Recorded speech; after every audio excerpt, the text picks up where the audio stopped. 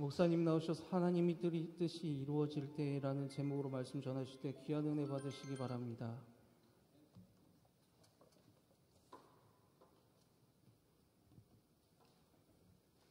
예, 우리 엘피스 항상 우리 절기에 딱 맞춰서 하나님께 연주했습니다. 우리 박수로 격려하겠습니다. 잠시 기도하고 하나님 말씀 듣습니다.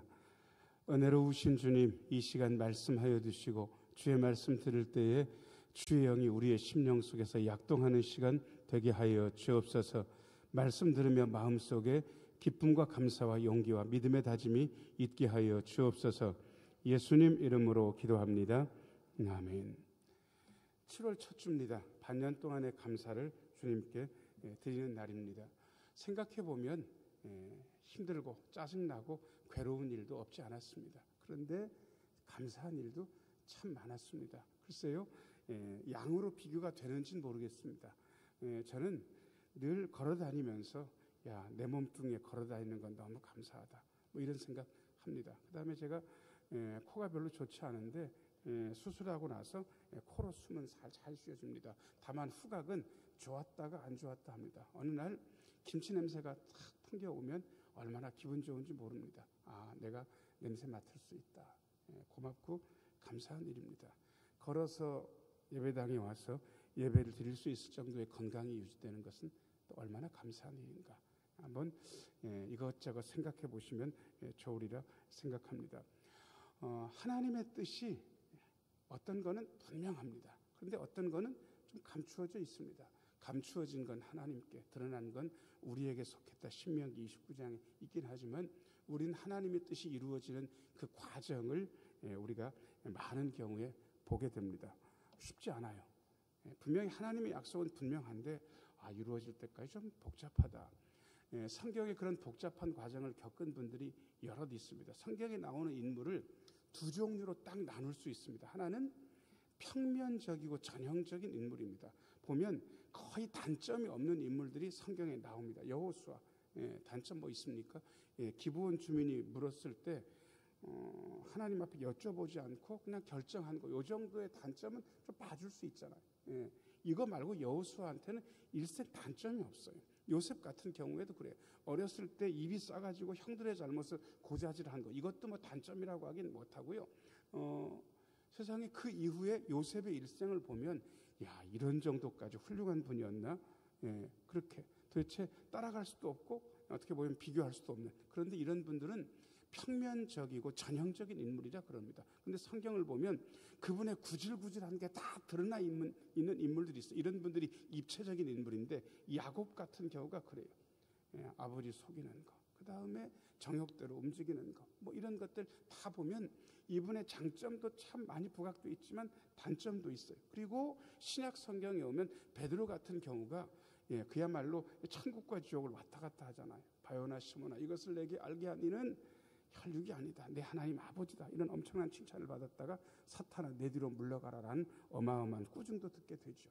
그러다가 내가 죽기까지 예수님 따르겠습니다. 그러다가 누가 뭐라 그러니까 나 예수 몰라, 그렇게 부인도 하는 이런 분들이 입체적인 인물인데, 구약 성경에서 가장 입체적인 인물은 다윗이었던 것 같습니다. 다윗은 그야말로 그 일거수일투족을 살펴보면 우리에게 있는 많은 것들이 거기서 드러나는 거예요.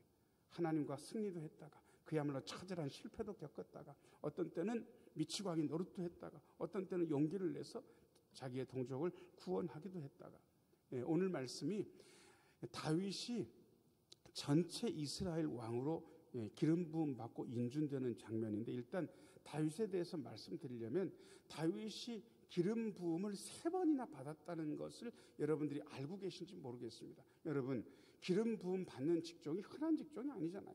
왕이 기름 부음 받고 제사장이 기름 부음 받고 선지자가 기름 부음 받는데, 여러분 기름 부음은 한 번이면 족한데 세상에 다윗은 왕이 되기 전에 기름 부음을 3번이나 받은 거예요. 첫 번째 사무엘한테서 기름 부음 받았어요. 이새가 인정도 안 했는데 그때 기름 부음 받아서 너 이스라엘의 왕이 될 거다, 그렇게 얘기해 줬거든요. 그런데 한 30세쯤 돼가지고 유다 지파에 겨우 인정을 받아가지고 유다 지파가 기름을 부어서 유다 지파의 왕으로 삼았고, 그리고 한 7년 지난 다음에 전체 이스라엘 왕으로 세 번째 기름 부음 받았습니다. 그래서 아마 왕으로 기름 부음 3번 받은 사람 성경에 다윗이 유일합니다. 이걸 딱 보면서 야, 하나님 뜻이 이루어지는 게 쉬운 건 아닌가 보다. 자, 저를 따라서 하세요. 하나님의 뜻이 이루어질 때 그때까지 과정과 곡절이 있는 거예요. 그때까지 어떻게 과정을 견뎌내는지, 그리고 어떻게 어려움을 이겨내는지 오늘 제가 거기에 대해서 말씀을 드리려고 해요. 자, 1번입니다. 1번. 같이 한번 읽어요. 시작. 세 번째 기름 부음 어떻게 일어나는지 1절 말씀. 1절 같이 한번 읽어요. 시작.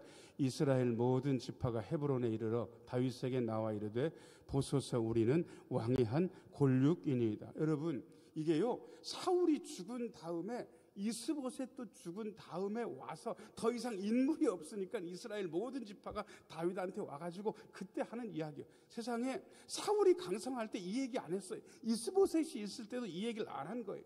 여러분, 다윗 입장에서는 이스라엘 백성들이 이렇게 와서 얘기할 때 화 한번 낼 수 있어요. 야, 이제 와서 사람 없으니까 야, 사울이 나를 잡아 죽이겠다고 할 때 니들 다 어디 있었어? 이스보셋이 왕으로 부음 받았을 때 니들 다 뭐 했어? 이제 와가지고 사람 없으니까 나한테 와서 들러붙는다고 필요 없어, 다들 가. 뭐 이럴 수도 있는데, 이렇게 하면 인물이 큰 겁니까? 쪼잔한 겁니까? 쪼잔한 거예요. 쪼잔한 거를 다윗이 넘어서는 거예요. 이분들이 말을 정성스럽게 하긴 했어요. 2절 말씀. 2절입니다. 같이 읽어요. 시작. 전에 곧 사울이 우리의 왕이 되었을 때에도 이스라엘을 거느려 출입하게 하신 분은 왕이셨고 여호와께서도 왕에게 말씀하시기를 내가 내 백성 이스라엘의 목자가 되며 내가 이스라엘의 주권자가 되리라 하셨나이다 하니라. 임금님, 사울이 왕이었을 때도 우리를 이끌어서 전쟁에 나가서 우리를 승리케 하게 하신 분은 다윗 임금님 아닙니까? 그리고 하나님께서 다윗 임금님에게 야, 네가 이스라엘의 목자, 주권자가 될 거다라고 이미 말씀하시지 않았습니까? 라고 어떻게 보면 지금 계면적지만 와가지고 다윗 앞에 엎드리면서 우리 전체의 왕이 되어달라고 그렇게 이야기하고 있는 거예요. 여러분, 사무엘한테 기름 부음 받아가지고요, 전체 이스라엘 왕이 될 때까지 대충 계산해 보니까 한 17년 걸린 것 같아요. 17년. 야, 그 긴 기간을 다윗이 견뎌낸 거예요. 여러분, 이게 하나님의 뜻이 이루어질 때까지 사연과 곡절이 있는 거예요. 자, 저를 따라서 하세요. 하나님 뜻이 이루어질 때까지 우여곡절이 있습니다. 사연이 있습니다. 여러분, 우리 모두가 하나님의 뜻을 받은 사람이거든요. 그런데 아직 이루어지지 않은 분들도 참 많아요. 지금 굉장히 어려운 때를 겪고 있는 분들도 많아요. 우리가 지금 그 사연을 쌓아가고 있는 중인데 옆에 있는 분들 얼굴 한번 보세요. 사연이 있게 생겼나 없게 생겼나. 얘기는 하지 마시고 제가 정답을 일러드릴 테니까 그분 보시면서 참 사연 많게 생기셨군요. 한번 해보세요. 시작. 참 사연 많게 생기셨군요. 사연 없는 사람이 어디가 있습니까? 여러분, 저를 보세요. 사연이 많게 생겼습니까? 없게 생겼습니까? 목사님 얼굴에 무슨 사연이 있겠어요? 넙대대하고 뭐 고생도 안 했지. 아니요, 저도 사연이 있어요. 여러분들이 알든지 모르든지 그건 중요한 게 아니에요. 우리가 하나님의 뜻을 이룰 때까지 많은 사연 속에 있다고. 그러니까 한 분을 볼 때 저분이 지금 이 자리에 앉아있을 때까지 많은 사연과 우여곡절을 겪어서 이 자리에 앉아있다는 것을 인정하면 그분을 존중하게 됩니다. 저는 어떤 분도 무시할 수 없어요. 그분이 이 자리에 앉아있을 때까지 어마어마한 사연을 겪어내는 거예요. 여러분, 그게 존중입니다. 이분이 이 자리에 앉아있을 때까지 수많은 사연을 겪어낸 거. 이거를 인정할 수 있는 거죠. 3절 한번 읽어보겠습니다. 3절 같이 한번 읽어요. 시작. 이에 이스라엘 모든 장로가 헤브론에 이르러 왕에게 나오매 다윗 왕이 헤브론에서 여호와 앞에 그들과 언약을 맺음에 그들이 다윗에게 기름을 부어 이스라엘 왕으로 삼으니라. 세 번째 기름 부음 받아서 전체 이스라엘의 왕이 되는 거예요. 자, 그 다음에 이거를 한 번 더 요약을 하는데 두 번째입니다. 이때까지 어떤 시간을 겪었는지 2번 같이 한번 읽어요. 시작. 시련과 기다림의 시간. 4절 한번 읽겠습니다. 같이 읽어요. 시작. 다윗이 나이가 30세의 왕위에 올라 40년 동안 다스렸을 때 5절도 읽겠습니다. 5절 5절 같이 읽어야죠. 시작. 헤브론에서 7년 6개월 동안 유다를 다스렸고 예루살렘에서 33년 동안 온 이스라엘과 유다를 다스렸더라. 아멘. 다윗이 10대 중반, 정확하게 나이는 안 나옵니다. 그때 골리앗을 죽여가지고 전국적 인물이 됐습니다. 그리고 그때부터 군인이 돼가지고 이스라엘 군대를 통솔하기 시작했고, 그리고 온 이스라엘의 인정을 받아서 천부장까지 올라갔습니다. 그런데 그때 사울의 시기와 질투를 받아가지고요, 그때가 정확하게 연도상으로는 잘 안 알려 있는데 아무튼 한 20세 남짓해서 그때부터 도망자로 쫓겨다니게 됩니다. 30세 유다의 왕이 될 때까지 거의 10년 가까이 다윗은 그야말로 사울의 칼끝을 피해서 오늘 죽을지 내일 죽을지 모르는 그런 시련의 기간을 견뎌내야만 했습니다.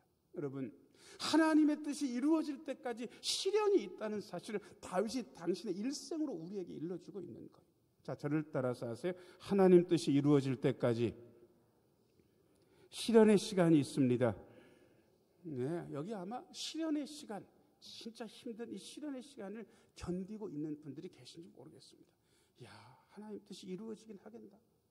다윗도 아마 그러지 않았겠습니까? 내 왕으로 기름 부음 받은 사람인데 지금 도망자가 돼가지고 사울이 3,000명을 이끌면서 칼 가지고 죽이겠다고 덤벼들고 있는 거예요. 오늘 죽을지 내일 죽을지 몰라요. 심지어 나라 안에 피할 데가 없어서 나라 밖으로 피신했고, 그리고 어떤 때는 그 왕도 의심을 했기 때문에 그 앞에서 침을 질질 흘리면서 미친 체 하고 나서 겨우 자기 몸만 빠져나올 수 있었단 말이에요.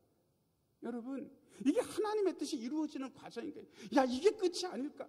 다윗이 왜 그런 생각 안 했겠습니까? 여러분, 이러다가 끝나는 거 아닐까? 아니요, 그건 끝이 아닙니다. 지금 시련의 시간을 겪어내고 있는 거예요. 자, 저를 따라서 하세요. 지금은 시련의 시간일지 모릅니다. 네, 아마 어떤 분들이 시련의 시간을 견뎌내고 있다면 다윗도 그랬지 하면서 견뎌낼 수 있었으면 좋겠고요. 30살에 유다 지파한테 인정을 받아서 왕이 됐지만 11지파를 누가 다스리냐 그러면 이스보셋, 사울은 죽었는데 그 아들 이스보셋이 11지파를 다스리고 있는 거예요. 거의 7년 반을 다윗이 기다려야 했습니다. 대적하지 않으면서. 여러분, 싸우지 않으면서 기다린다는 것은 쉬운 일이 아닙니다. 우리는 늘 보이는 사람과 붙잡아서 뭔가를 좀 하고 싶거든요. 그런데 다윗은 사울이 살아있을 때 사울과 상대하지 않았고, 이스보셋이 있을 때 이스보셋을 죽이려고 하지 않았습니다. 그냥 다윗은 하나님과 상대하면서 그 시기를 기다렸습니다. 여러분, 사람과 상대 안 했으면 좋겠습니다. 자, 저를 따라서 하세요. 우리는 하나님을 상대하며 지금 이 시간을 기다립니다.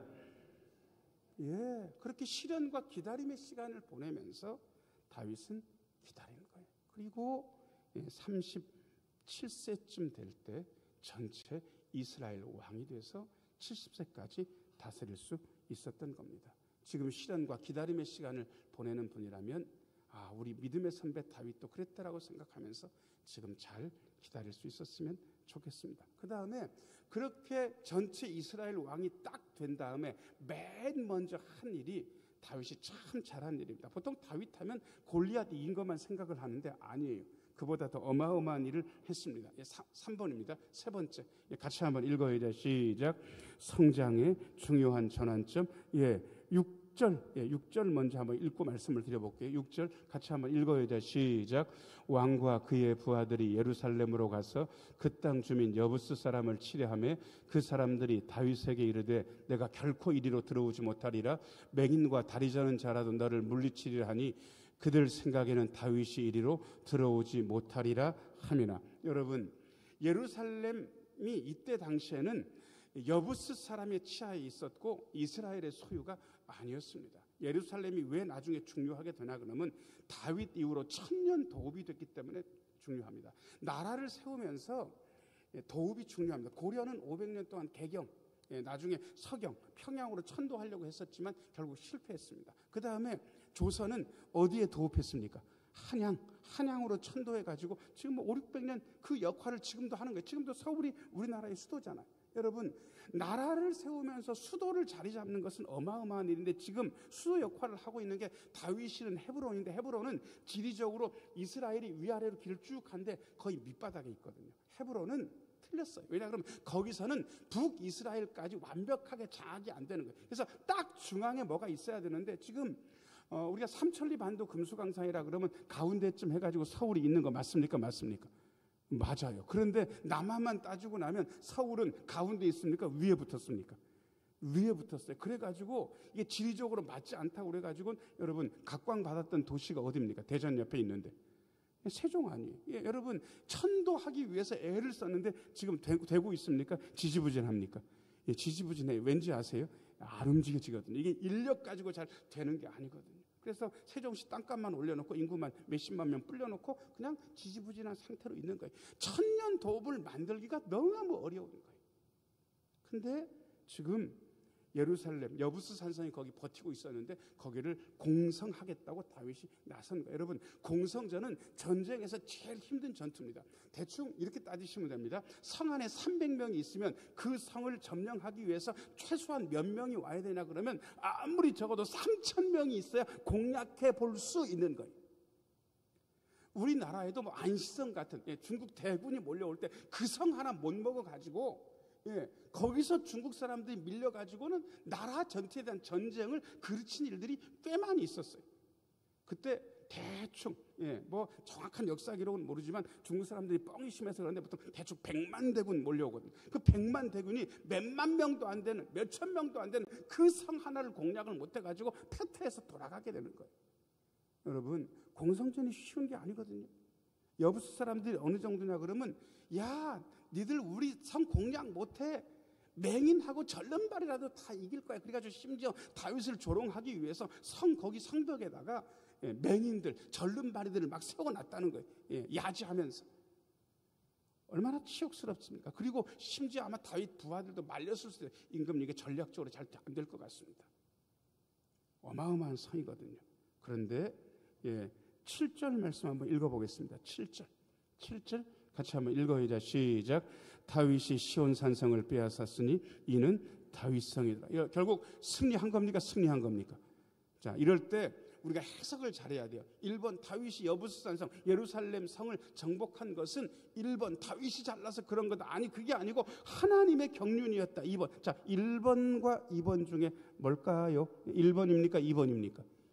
2번. 하나님의 경륜. 하나님께서 그런 선택을 하게 하셨고 그 선택을 밀어주시는 거예요. 이게 하나님의 경륜이에요. 경륜이란 말을 성경에 나오는데 이 말을 안 써. 이 말이 어렵기 때문에 그래. 그래서 요즘 경륜이란 말 대신 쓰는 게 하나님의 경령이에요. 그런데 경령은 경륜이란 말을 담아낼 수가 없어요. 이 경륜이란 말은 보통 그 돗자리 같은 거나 큰 카펫 짤 때 C줄과 날줄 이게 선이 교차되면서 이렇게도 짜고 위아래도 짜면서 거기에다가 무늬도 만들고 거기다가 뭐 색깔도 입히고 그러면서 뭐 카펫도 짜고 뭐 돗자리도 짜고 하는 거 아니겠습니까? 여러분 우리의 인생을 우리 교회의 삶을 우리나라의 삶을 하나님께서 경륜하신다고 짜고 계신다고. 자, 저를 따라서 하세요. 우리 하나님께서 나의 인생을 경륜하고 계십니다. 짜고 계신 거예요. 여러분 지금 어려우세요? 걱정하지 마세요. 지금 어려움의 시기로 하나님께서 여러분의 인생을 지금 짜고 계신다고. 그게 좀 지나고 나면 어려움이 풀릴 거예요. 지금 아프세요? 걱정하지 마세요. 지금 하나님께서 그걸 짜고 계신다고. 그 시기가 지나면 나을 거예요. 지금 되게 편안하세요? 그렇다고 마음 놓지 마세요. 지금 편안한 시기인 거지 하나님의 경륜이 조금 지나고 나면 어려우실 수도 있어요. 아니 우리가 뭐라고 또 어려움이 없겠습니까? 있을 수 있는 거지. 이게 하나님의 경륜인 거예요. 근데 중요한 것은 하나님께서 경륜하시지만 딱 결단할 때 결단하는 게 필요한 거예요. 다윗은 이거 도읍 헤브론 가지고는 안 돼. 이스라엘 중앙의 예루살렘 여기가 천년 도읍이 될 거라는 그러한 하나님의 경륜을 알아차리고 공격을 한 거예요. 이때 결단한 거예요. 결단할 때 결단하지 못하면 끝나요. 인생이 아마 여러분들도 중요한 결정을 할 때가 몇 번 있으셨을 겁니다. 가장 중요한 결단은 뭔지 아세요? 자, 저를 따라서 하세요. 하나님의 자녀가 되는 그 결단, 그것은 여러분들이 한 게 아닙니다. 하나님께서 해주셨고, 그리고 교회를 정하는 것도 큰 결단입니다. 하고 많은 교회 중에 지난주에 어디 가서 외부에서 설교할 기회가 있었는데 거기 우리 교회 나오는 집사님한테 다른 분들이 아이고 뭔데 왜 해수욕장에 있는 신흥교회를 가게 됐냐고 물으니까 그분이 재미난 얘기를 하더라고요. 자기가 이 동네 이사 와가지고 여러 군데를 다녔대. 그런데 신흥교회를 결정을 했대. 왜요? 그러니까 목사님이 정치 얘기 안 하고 말씀만 얘기한대. 은혜로웠대. 그래서 결정을 했다는 거예요. 아, 그랬구나. 그분들한테 그랬구나. 여러분, 그분은 자기가 결정한 줄 알지만 그 결정을 누가 하게 하신 겁니까? 하나님이 하게 하신 거예요. 그게 하나님의 경륜인 거예요. 인생의 중요한 결정, 성장의 중요한 전환점에 지금 서 계신 분들이 계시다면 저는 여러분들의 결정을 하나님께서 도와주셨으면 좋겠다는 생각을 늘 합니다. 자, 저를 따라서 하세요. 우리 하나님이 경륜하십니다. 우리 하나님이 경륜하신 거예요. 8절 한번 보겠습니다. 8절도 한번 읽어요. 같이 읽겠습니다. 시작. 그날에 다윗이 이르기를 누구든지 여부스 사람을 치거든 물깃는 대로 올라가서 다윗의 마음에 미워하는 다리 저는 사람과 맹인을 치라 하였으므로 속담이 되어 이르기를 맹인과 다리 저는 사람은 집에 들어오지 못하리라 하더라. 장애인들을 폄하하는 내용이 절대로 아닙니다. 그때 실제로 그 맹인과 다리 저는 사람을 세워가지고 다윗을 그렇게 놀렸고 다윗은 진짜 하나님의 마음 가지고 올라가서 친 거지요. 그리고 다윗이 거기를 치면서 한 일이 있습니다. 9절 말씀 한번 보시면 다윗이 만만한 사람이 아니라는 사실을 아시게 됩니다. 9절 같이 한번 읽어야죠. 시작. 다윗이 그 산성에 살면서 다윗성이라 이름하고 다윗이 밀로에서부터 안으로 성을 둘러 쌓으니라. 여러분, 제가 여러분들이 보내주셔가지고 유럽 갔다 왔거든요. 종교개혁지 가면 하는 게 거의 뻔합니다. 교회를 방문합니다. 성당을 봅니다. 그 다음에 세 번째 보는 게 성을 보는 겁니다. 하여튼 주구장창 성을 보면서 돌아다녔습니다. 그런데 제가 공부를 했기 때문에 성이 어떤 구조로 되어 있는 걸 알거든요. 외성과 내성이 있습니다. 내성만 있는 성은 별로 좋은 성이 아닙니다. 이게 성벽, 외성을 먼저 쌓고 안에 내성을 쌓는데 외성을 건너오면요 내성으로 바로 이어지는 게 아니고 중간에 이 물도랑 같은 게 있어요. 그걸 해자라 그러는데 그 해자가 꽤 못 넘어갑니다. 그래서 보통 위에다 이렇게 쇠 같은 걸로 해서 이렇게 해가지고 넘을 수 있는 다리 같은 걸 이렇게 난간을 내주면 그걸로 넘어가게 돼 있거든요. 그냥 못 넘어가요. 그리고 그 중간에 물이 흐르게 돼가지고 그 물에 흘러가지고 거기 빠져 죽게 만들어 적군이. 그리고 심지어 어떤 때는 거기다 기름을 부어가지고 그쪽에 빠지면 태워 죽이기도 합니다. 여러분, 그렇게 쌓아야 성이 안전하게 되는 거예요. 다윗이 어떻게 보면 천년의 계획을 마음에 생각하고 거기에 내성을 쌓아가지고 나중에 예루살렘 성을 완벽하게 한 거예요. 여러분, 예루살렘 성이 어떤 성인지 아세요? 아수르 제국이 예루살렘 성을 공략을 못했어요. 2차 침공해가지고 18만 5천 명 왔지만 결국 물론 전염병 때문에 패퇴하긴 했지만 예루살렘 성을 함락 못하고 아수르 제국이 그것 때문에 망했거든요. 바벨론 제국도 예루살렘 성을 함락시키려고 할 때 3년 동안이나 공성전 해가지고 겨우 함락을 시켰어요. 여러분, 그때 함락을 시킨 방법은 아주 치졸한 방법이었습니다. 밖에서 다 끌어놔가지고요 아래에서 굶어 죽게 해가지고 결국 항복을 한 거예요. 여러분, 쉽지 않거든요. 어마어마한 계획을 이때 다윗이 세우고 실행한 거예요. 저는 아마 지금이 특별한 결단의 시기를 가진 분들이 있다면 하나님께서 지혜를 주셨으면 좋겠습니다. 왜냐하면 제대로 결단하면 어마어마하게 성장할 수 있거든요. 자, 저를 따라서 하세요. 하나님, 이 결단을 통하여 영적으로 성장하게 하소서. 여러분, 그게 하나님의 경륜이 이루어지는 것 아니겠습니까? 자, 그 다음에 네 번째입니다. 네 번째 같이 한번 읽어야죠. 시작. 하나님의 임재를 통한 강성함. 10절 말씀. 10절 같이 한번 읽어야죠. 시작.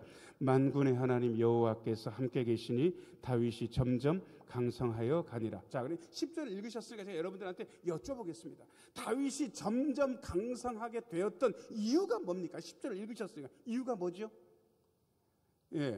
누가? 만군의 하나님 여호와께서 다윗과 뭐 하셨다고? 함께 하셨다. 함께 해서 강성해진 거예요. 다른 이유는 없어요.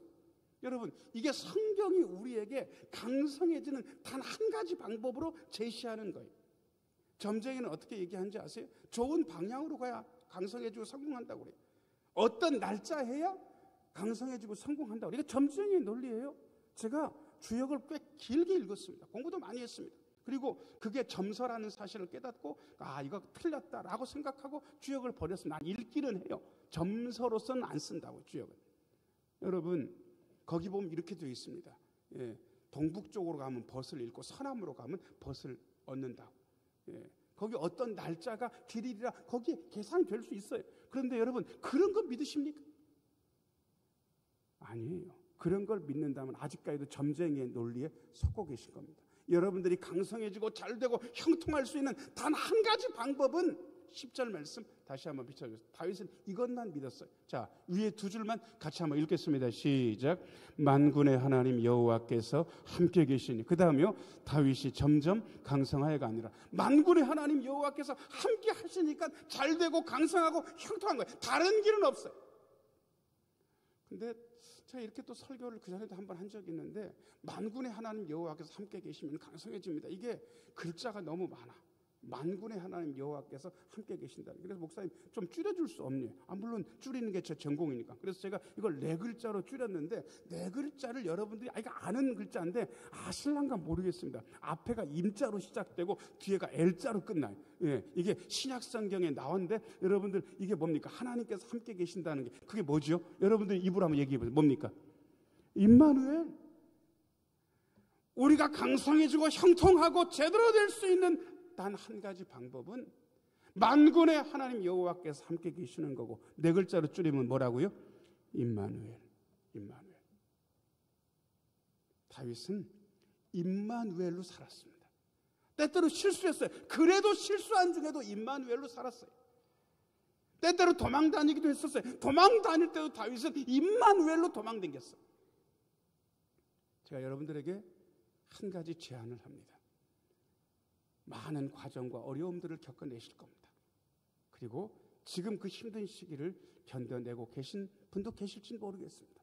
저는 여러분에게 4글자짜리 제안만 하려고 합니다.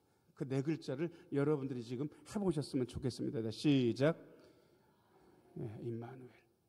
만군의 하나님 여호와와 동행하시고 그 놀라운 임마누엘의 강성함과 복을 누리시면서 다윗처럼 전진해서 아름다운 일들을 경험하게 되시기를 예수님의 이름으로 축원합니다.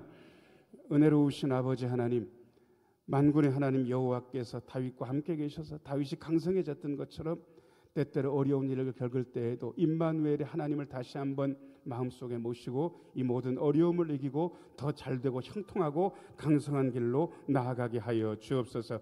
아름다운 일들을 이루게 하여 주옵소서. 예수님 이름으로 기도하옵나이다. 아멘.